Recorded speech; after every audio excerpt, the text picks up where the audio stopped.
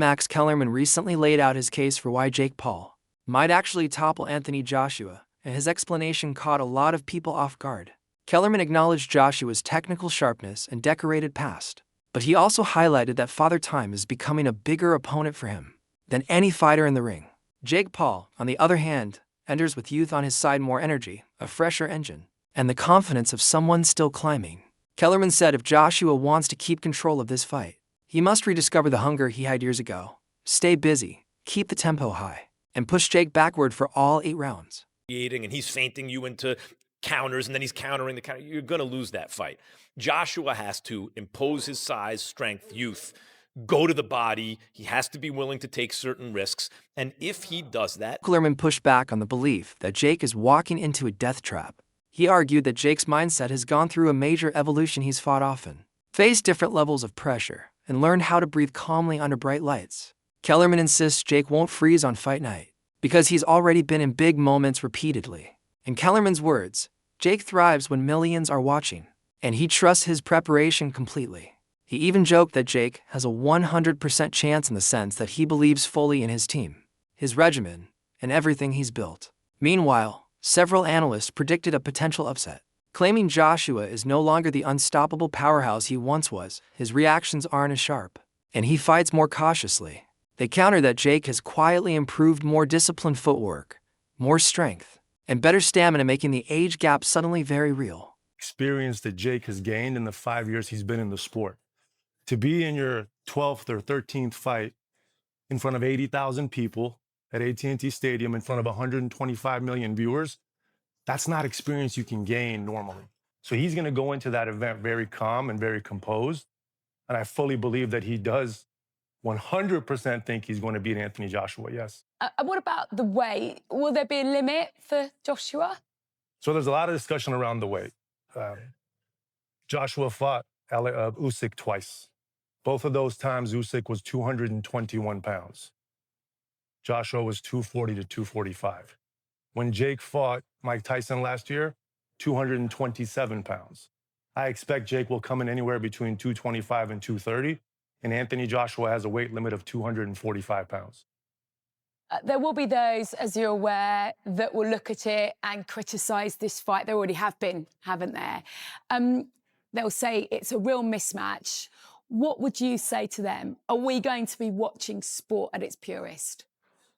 I would say it's much less of a mismatch than what you saw with AJ and Francis Ngannou, who a massive man, but relatively no boxing experience. I would say it's much less of a mismatch than AJ's 9th or 10th fight against guys who've been knocked out 20 to 25 times. Given AJ's pedigree, Jake is built for this. Jake is built for the big moments. So do I think it's dangerous for Jake Paul? Absolutely. Do I think it's also dangerous for Anthony Joshua? 100%. I mean, we're just watching some of these punches being thrown now. Can he take something like that, Jake Paul? Alexander Usyk took it, right? I think that was a perfect 1-2 combination by Joshua, again, on a fairly stationary fighter in Francis Ngannou, who had a good performance against Tyson Fury. But I don't think Tyson Fury took that fight serious. These experts argue that while Joshua once steamrolled heavyweights, his style today is more reserved, and he's easier to land on than in his championship prime. They point out that Jake Paul has made consistent progress in areas that once held him back. His punching technique has improved, his conditioning is cleaner, and he fights with more control than he used to. So, from their viewpoint, the contrast between Joshua's gradual decline and Jake's steady rise makes the matchup far more compelling than fans originally expected. Incredibly well for Paul. He's not going to land on Joshua, is he? Joshua's going to be far too skilled in evading whatever Jake Paul could throw at him. Because I don't believe he's an evading fighter. I think he's one of those fighters that is extremely powerful to where a fighter is simply afraid. The problem is that all of the pressure's on Joshua at the moment. So Jake Paul, if he gets knocked out in 12 seconds, he should get knocked out. The problem is, as soon as Joshua starts taking damage, all of a sudden he's thinking, the world is watching me. I'm a professional fighter, and I'm getting beat off a YouTuber. All of the pressure is in Joshua, and that's a lot that can weigh on a man. Just Jake Paul can't damage him, though. Like people can damage him, though. He's went down. No, people can. Well, people champions. can. Yeah. No, Alexander Usyk can. Daniel Dubois can. These are supreme athletes. Jake Completely correct. Paul Yes, there's a difference in someone who's been boxing their entire life versus a YouTuber. I completely understand that, but you can't deny that Jake Paul has power. I think it's one of his only attributes. I think he's a very poor boxer, but what he does have is a weird technique where you don't How know do we what know he's got power? How do we know he's got power? He's knocked people out. What Ben Askren and Tyron Woodley? Tyron Woodley was Like, come arguably on. one of the best UFC fighters there's ever on, been. mate. Like, No, mate. I'm not suggesting that. I'm not suggesting that he's going to go in there and walk Joshua all over. You can't deny that he has lights out power. It's just something he has, I would deny that. I would deny that he has that kind of power. in an amateur boxing ring, yeah, fine, but not against a two-time world champion. We're talking about here. Again, I understand the contender and what I'm saying, and I do see how it is completely stupid thinking a YouTuber could break Anthony Joshua. But the thing is that he's going to be training for this fight. Joshua has all of the world looking at him, thinking you should walk him over. If it gets 2 rounds, 3 rounds inside, I think Joshua loses. Yeah. You think he gets beat? I mean, I think the pressure will get to him. I think if he loses to Jake Paul, he's the embarrassment to boxing.